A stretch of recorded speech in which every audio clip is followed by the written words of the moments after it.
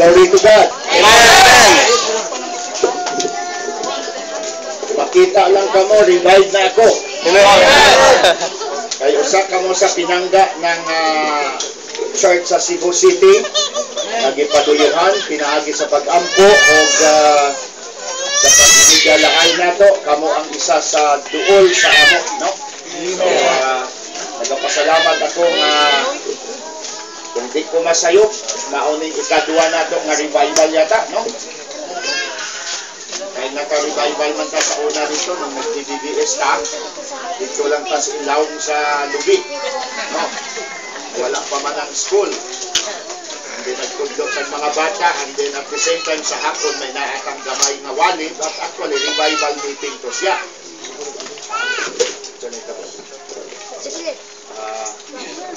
Kayon. Atok na ni ganito. Dahil kuwan man siguro, di na ko kinahanglan mag-microphone, no? Kahit minsan, naghantang buktan, basta malabay ko ba? Inaana ang problema ko. Ngayong hapon diya sa inyong tanan. Amen. Nasa gawas. Kaya di naman dyan mo maigo. So, magkumustahanay na lang taon niya para na makahimamat at tagsa-tagsa. But sa ako na nasulti, ang among kalipay, bihap sa akong mga membro dito sa atong simbahan, nagapaabot kami ng kapila na ninyo ng anniversary. 8th anniversary, blessed 8th anniversary. Amen. Amen. Imo kini nga buluhaton tungod kay dili lang sa inyong pastor kundi kamutanan nag-hiusa, nagtinabangay para mahimo nga successful ang inyong anniversary. Karon palang daan ato na gina-claim in advance ang panalangin sa Ginoo. Ang sa Bible na samtang nagaampo ka, ihapanadaan nga mutupa sa imo ang imong ginapangayo. In advance ato na daan, ginapasalamatan ang Ginoo sa iyang kaayo. May revival po sa Cebu, ako sa ni i-announce, next week na po, Merkulis hangtod Biyernes. So still, I am inviting you. Sino sa inyong makalusot na to, wala yung problema. Basta makalusot lang ito, ang pulanan o pagkaon, wala yung problema ni anak. Ang kung may problema ka pa ulit, pwede man po mulangoy. Lang po yun na lang nato, bilang kordo ka hangto na rin, may tao makalangoy mag-pingalis na nakalayuan. Kaya nakakilometer kahit siguro, duwa at duwa. Anyway, ako'y nagpasalamat na sa diha nga nag-imbita ang inyong pastor. Miingon ko nga tanawon ng pizza kay sa pagkatinuod lang dili man sa Pasigarbo napakabisi nato. Pakbag ulang pugikan sa kapis sa kay Pastor Mafrangala usapod sa atong gisuportahan sa una. Ug usa ko kasi mana ngadto last Sunday gani wala kami sa simbahan. Kami nga tibuok pamilya kay gidala ko na lang po ng pamilya aron makabakasyon gamay imamat po nilang ilang mga inagaw ngadto. Ako ang pinakabunso, pinakakamanghuran sa 11 ka mga anak ng Burnales. And katawanan kay ang panganay namo, ako man ang ika-11, siya man ang una, ang iyang panganay po, kaedad ko lang. Ang panganay niya, meaning buntis ang mother ko, gabuntis po ang asawa sa panganay. And that's why yung panganay nanganak, and then ang anak nanganak pagyod. Kaya di kasabot si Hannah, 14 years old, ang anak sa iyang igagaw, nga akong pagumangkon, igagaw niya, nanganak, pagumangkon niya na, ang anak, apunan niya. Nung padulan, ako nga, 14 anyos pala ko, tapos ang apo ko, 9 anyos. Kasi kasabot. Kaya tungod lagi, nga panganay ito. So, mga lula-lulo na sila, kung abot ka ito. Di sila ganaan, tawag lula-lulo, tita, tito. Kaya ang mga anak sa ilang igagaw ay pagumangko na nila, and then may na ang pagumangko na po nga panganay, pangalawa, nga nagkaanak po, so apo na nila. So, ang awa no ang kalibutan, murag bigas nasabtan. Pero anyway, yung anak yun na. And then, I'm scheduled na naman sa Maynila. So, mauning nakapasulod ko ng pizza din sa inyo. Kaya mukhang na naman kung Manila, kuman sa atong anniversary po. 27 na kami. 27 years na sa June 1. And that's why may tatlo kagabi siya na revival. Isa ang inyong pinanggap na pastor, isa sa mga speaker na to. Kung may makauban na mga men, mas nindot para kasi walang limit na dapat revive na kanunay. Amen? Amen! Dili na, naka-revival na ta. Unya na naman, once a year lang, hindi ganun. Kung pwede gani, kada simana, unta. Kung madala, may naag yung mga okasyon sa mani-ani. So, daghan ang mga nasa panguna-una nato, magbikas, limitado ang atong oras, dili nato gustong malangan ta, so musugod ta sa atong serbisyo karon nga gabi. And tungod kay kini usa ka revival meeting, ipasabot ko sa ang revival ay nagikan kini sa pulong nga Latin, duha ka word kini, nagikan kini sa word, two words na re, vivo. Ang re means again, ang vivo means to live. So kung imo na isumpay ang revivo or sa English revival, meaning to live again. Meaning nagbugnaw ka, murag napatay ang imong kadasig, kailangan ma-revive ka, meaning to live again for God. Wala duda, ang puno na to, may mga panahon na magbugnaw mang yuta. Bisan sa kainit ng summer, magbugnaw gyapon ng kasing-kasing sa uban.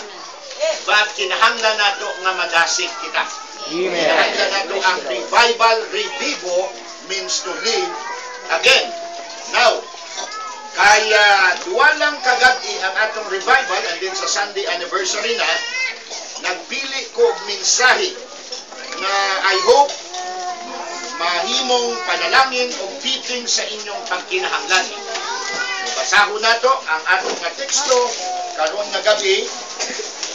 Bitahon ko kamo. Sabat, yung Bible ko naiwan. Siya lang ayaw.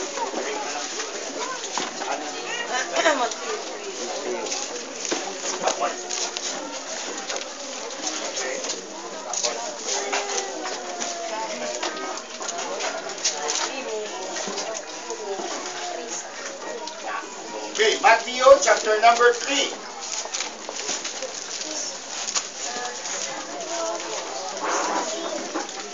Kaluoy sa ginugikan sa nasugdan ang trabaho sa Cebu, magigamit nato ang ngalan nga Anabaptist. Kay historically ang ngalan ng mga Baptist karon Anabaptist noon niadto. Diya ta nagsugod sa ngalan nga Anabaptist. Tungod kay during the time persecute ang mga Baptist o gitawag sila nga Anabaptist kay naga-rebaptize sila. Ang pulong ng Anabaptist means rebaptizer, no? Mao na ang meaning. And gikan sa atong pagsugod, kahit na sa Iloilo pa, nung ako'y nagsugod ng mission, ako nadaan gidala ang ngalang Anabaptist. At because under pa ako sa usa ka organisasyon ni Adto, ang gitawag na Bible Baptist Fellowship, napili ko nga mubiya sa ila kay murag may nagakontrola sa imo daw dili independent ang trabaho. Dianmi ko sa Cebu 1986 and nagsugod sa bago nga ibuhaton sa grasya sa Ginoo gikan ni adto hangtod this coming June 1. June 2 actually nakasugod may pero kay ang Domingo dili man maigo sa June sa Sunday. So sa June 1 ang anniversary, 27 anyos na ang Anabaptist sa Cebu. Amen. Kaluoy sa Ginoo, wala taga ilis-ilis ngalan. Amen. Lisod na kung ikaw isa ka tao, hindi kung ba, lain naman ngalan mo, sunod nga bulan, lain naman imo nga. Maglibog ang tao. Ha? Kung sa nasugdan nato, ipakita nato nga mauragya punta. Wala ka naman kasi wala ka usap. And 27 years now, we are known to be Anabaptist in Cebu City and throughout the Philippines. At dili kwartahanay niya, pangalagad ni nga tinarong sa Diyos. Amen! Negosyo appeal din ni. Dili ta mo i-present sa Amerikano. Kaya una, wala man kung Amerikano dapat dalpon din sa inyo. So, I hope makasabot ang uban ng mga baptist nga dili sa pariho sa mga ubang baptist nga naganegosyo na lang. Gusto ko lang iklaro na kay minsan isa na lang ang tanaw sa tao. Pariho na sila, pariho na, negosyo na. Kasya sa Ginoo kining atong pangalagan. Glory to God. Wala tang igamit ang ngalan sa Ginoo para lang negosyo kay kini para sa atong Dios. So basahon nato ang Matthew chapter 3 verses 1 down to verse number 3. Basahon nato. Tubag-tubag pag abot sa verse 3 kay tatlo man ni dunganan na lang nato tanan. Ako ang verse 1, kamo ang verse 2, verse 3 dungan tanan. Okay, ready na ta? Amen. So ang muuna na Matthew 3:1. In those days came John the Baptist, preaching in the wilderness of Judea. And saying, repent ye, for the kingdom of heaven is at hand. Together sa verse 3. For this is he that was spoken by the prophet Isaiah, saying, the voice of the one crying in the wilderness, prepare ye the way of the Lord, make his path straight.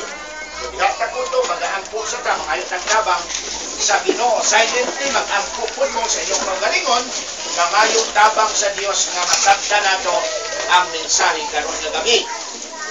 Dalaygon o may ugmaon nga Dios, nagadukol kami sa truno sa inyong grasya. Una, sa pagpangayong kapasaylohan, kung kinsa pa kanamo ang may naang mga gidala nga sala, itago nga sala sa among kinabuhi. Hugasi kami Ginoo aron takos ang among pagpangalagan kay pag nagpabilin ka na kasala diha sa among kasing-kasing dili ikaw mahimaya and above all wala kaming madawat nga panalangin kay ang sala mahimong babag. So therefore I pray tonight na ikaw ang limpyo ka namo pinaagi sa imong paghugas sa imo balaang dugo as your people confess their known sin tonight. And then, Ginoo, naghangyo ako nga mo istorya ka kanamo. Ipadala ang gikinahanglan nga revival sa mga kinabuhi sa imong mga katawhan. Ginasalig ko ang mensahe nga kini makahatag og pagdasig, pahimangno o pagpanudlo, pagkurihir o pagdasig sa matag usa.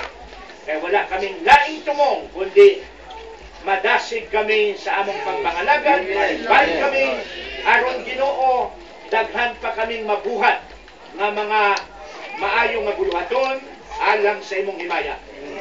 Panalangin gikan sa pastor ug iyang pamilya hangtod sa tanang mga membro o mga panimalay na naa karon represented ni ani nga simbahan. Nakahangyo ako na ipadala ang gikinahanglan nga revival sa imo mga katawhan.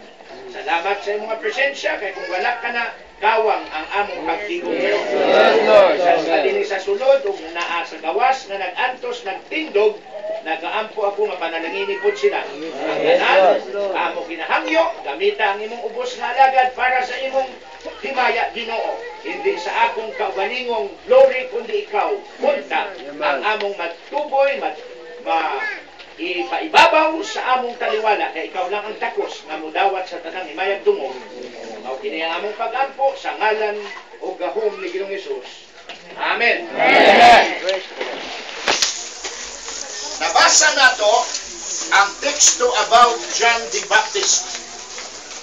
And talagsa akong wali about the Baptist.